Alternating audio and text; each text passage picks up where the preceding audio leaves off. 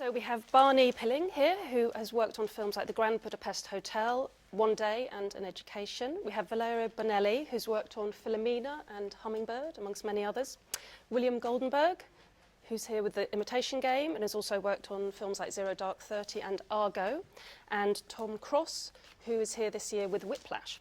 It'd be good, I think, if you can talk about what it is that initially draws you to a project as an editor.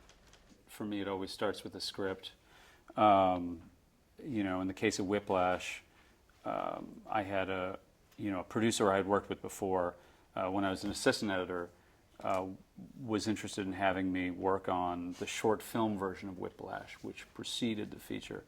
And he described it to me and said, it's going to be a great opportunity. And I said, send me the script. And, you know, I read the script and I thought it was just dynamite. It was a fantastic script.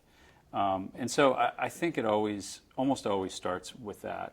But then I said, you know, it's a fantastic script. I'd love to meet the director. I met the director, and I thought he was dynamite. I thought he was fantastic. I mean, the way we kind of loved the same films. He literally spoke about editing. He talked about editing from specific movies that he loved. I could just tell that this was someone who I really wanted to work with. Barney, maybe you could talk a bit about the Grand Budapest Hotel. The script can be really different, particularly with comedy, because it's so visual. I mean, it was such a good script. You know, Wes has really honed his craft now, and I think it's almost out of the normal ballpark of comedy. He's got his own brand of that, and you know, his sense of timing and his sort of peculiar view on human relationships is where the comedy comes from. I really responded to the script.